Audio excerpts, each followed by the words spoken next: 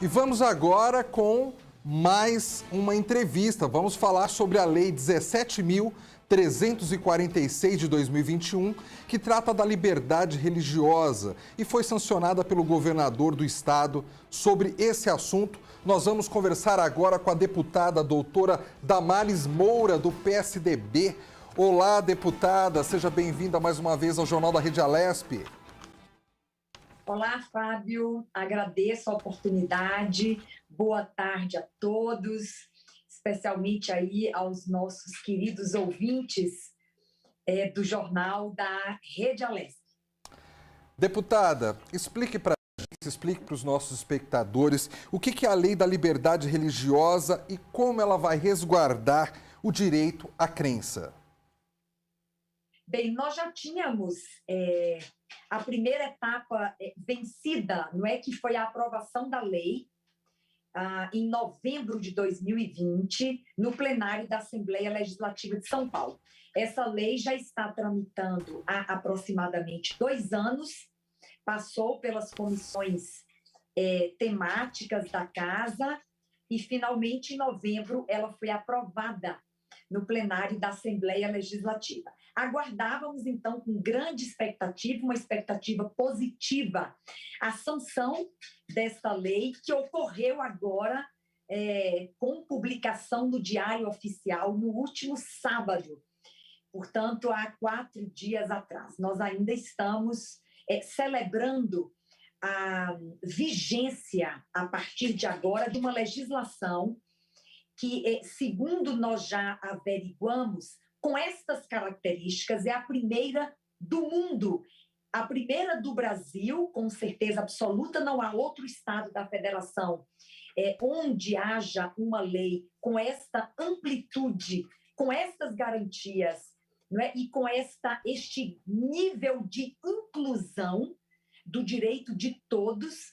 Não é? Portanto, Fábio, foi um trabalho muito criterioso, que partiu de uma escuta ampla de especialistas, de juristas, de líderes religiosos das mais diversas tradições aqui no estado de São Paulo, para que, de fato, nós tivéssemos uma legislação que é vanguardista, que é inovadora e que é inédita no Brasil, mas que, principalmente, ela pudesse alcançar efetivamente a garantia do exercício à liberdade religiosa de todos os cidadãos, independentemente da sua tradição e em todos os lugares. Não é? Então, esta lei, ela institui a Lei Estadual de Liberdade Religiosa e, repetindo o que já falei, ela garante o exercício do direito nos mais diversos espaços de convivência humana. Então, nós estamos falando de liberdade religiosa nas relações de trabalho, liberdade religiosa nas relações estudantis, religiosa, inclusive o acesso, não é, a cargos públicos, inclusive em carreiras militares, liberdade religiosa ou a não confessionalidade do Estado e a liberdade religiosa nas escolas, no sentido de que o ensino religioso ele não ofenda a diversidade religiosa, não é? Além de tratarmos, inclusive, do direito que os pais têm de educarem seus filhos menores segundo a sua crença religiosa. Então, é uma lei bastante ampla, além dos aspectos conceituais e principiológicos, garantidores da escolha religiosa, garantidores da prática religiosa, garantidores da organização religiosa. Nós estamos falando aí, então, da liberdade de templos e tudo aquilo que envolve, não é, a organização religiosa, além de criar sanções administrativas para toda espécie de intolerância, discriminação e tudo aquilo que impede o livre exercício e pleno exercício da liberdade religiosa de todos. Deputada, eu quero até pegar o gancho nisso que a senhora falou sobre intolerância e discriminação. Ou seja, a partir do momento que essa lei está sancionada, alguém que manifestar-se intolerante a alguém que tem uma prática religiosa diferente da dele, alguém que discriminar outra pessoa porque ela tem uma prática religiosa diferente da dela, essa pessoa está cometendo um crime, caso faça isso no estado de São Paulo, correto? Você sabe que a questão da criminalização da intolerância religiosa, ela já está prevista na Lei 95, na Lei 9.459, que é uma legislação de natureza penal, é uma lei federal, que já criminaliza toda prática de intolerância, inclusive a intolerância religiosa, com penas, não é, de prisão, inclusive, perda da liberdade. Então, a legislação estadual, como o deputado estadual, ele tem uma limitação de competência para legislar, naturalmente, eu não podia criar nesta legislação uma penalidade de, por exemplo, restrição de liberdade. Não. Mas ela contém um capítulo, que é o capítulo 11, que trata das violações à liberdade religiosa e cria sanções, Fábio, de natureza administrativa. Não é? Estas sanções a estas infrações decorrentes da intolerância, elas se revertem ou elas se traduzem em multas.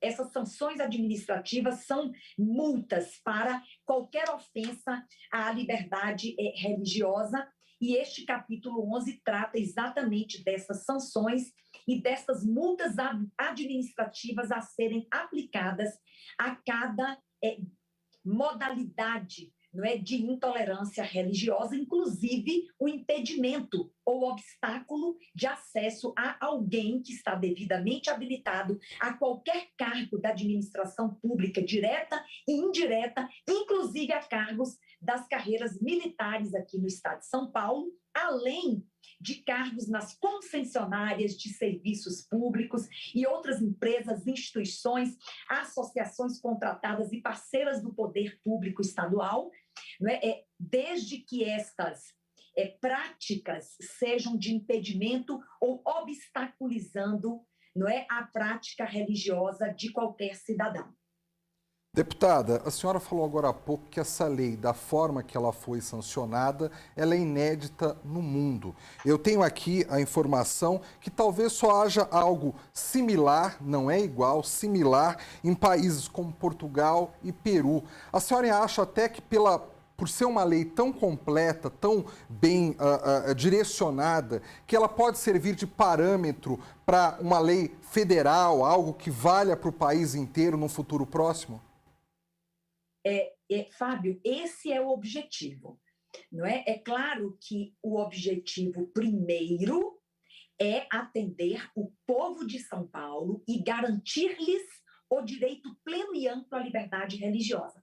Não é? Mas associado a este objetivo principal está também, não é, o desejo de que esta lei ela possa ser, tenha este caráter, não é, didático, tem este caráter exemplar para que outros estados da federação e, por que não, outros países do mundo, não é, possam também adotar os parâmetros trazidos por essa legislação. Só lembrando, Fábio, você mencionou aí a legislação de Portugal e do Peru, exatamente, está correta a informação, inclusive a aprovação da legislação no Peru, eu pude acompanhar, foi no ano de 2010, eu tenho um bom relacionamento com congressistas daquele país, especialmente o congressista que foi o autor da legislação, o doutor Júlio Rosas, não é? E é uma legislação muito importante, mas volto a repetir,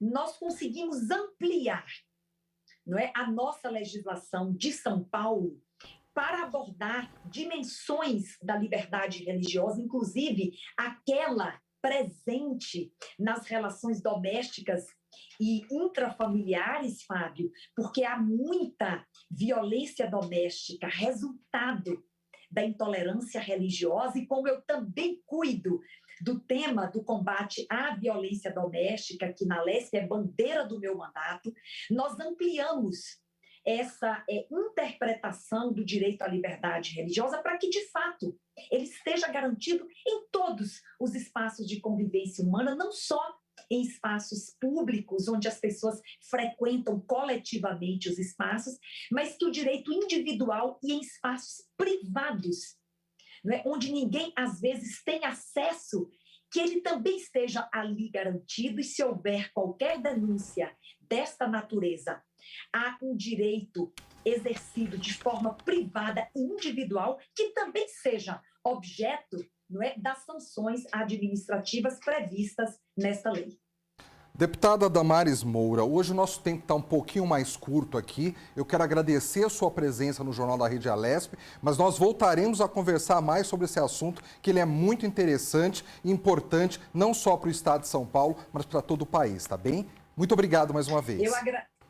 Eu agradeço, Fábio, a oportunidade de nós compartilharmos com o povo de São Paulo essa legislação que cria, não é, prestações alternativas para religiosos quando as suas obrigações conflitarem com suas crenças religiosas, né? Portanto, essa é uma dimensão importantíssima da lei para que todos os cidadãos paulistas estejam conscientes, né, de que este direito aqui em São Paulo hoje, de forma inédita, encontra-se amplamente garantido com esta legislação 17.346 em vigor. Muito obrigada pela oportunidade.